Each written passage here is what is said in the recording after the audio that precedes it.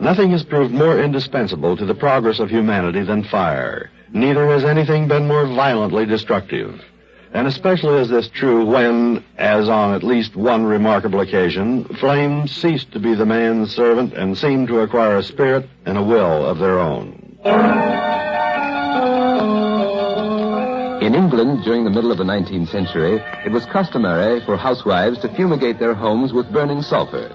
And so there was nothing extraordinary in the fact that on the 12th of August, 1856, a maid named Anne Fenimore, employed in the home of Mrs. Moulton of Bedford, should have been tending an earthenware jar from which rose hot sulphurous fumes.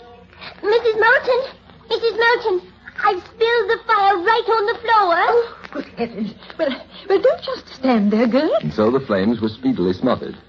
A half hour later, when Anne Fenimore went upstairs to clean, she smelled a hint of smoke, and opening the door to the master bedroom, she saw where it originated. Oh, the mattress!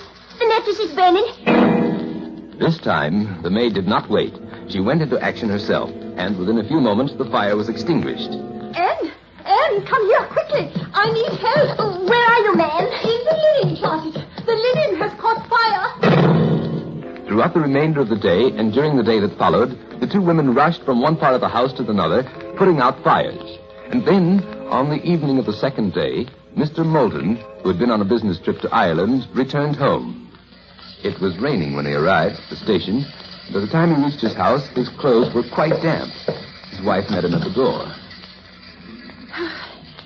You'd better change your clothes, dear, and then come right down. I have something very, very odd to tell you. In a few moments, Mr. Moulton had returned to the living room and was listening to his wife's story. But this is preposterous, Harriet. I know, dear. It's almost as if some sort of evil spirit were at large in the house. Evil spirit? Oh, come now, Harriet.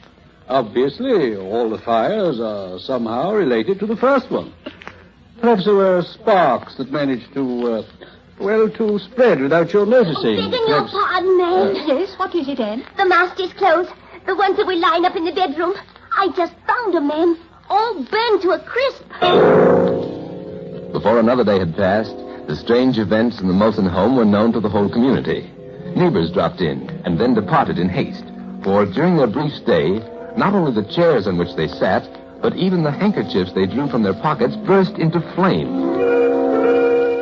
The most prominent physician in the town provided what he felt was a reasonable solution to the mystery. Fumes.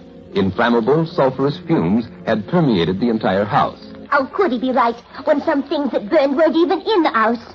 We took the best sofa out in the yard just to save it. It burned too. And Mr. Moulton pointed out a rather serious flaw in the physician's logic. But it just so happens that such fumes are oxides, and oxides are not inflammable. I know it sounds ignorant and superstitious, but I can't help feeling that there was a spirit, an evil spirit, at work. More than 40 fires occurred in the house, and all but the first one seemed to flare up spontaneously, without cause, without human intervention.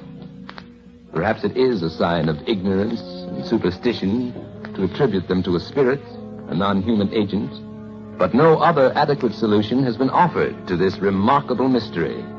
A mystery incredible but true.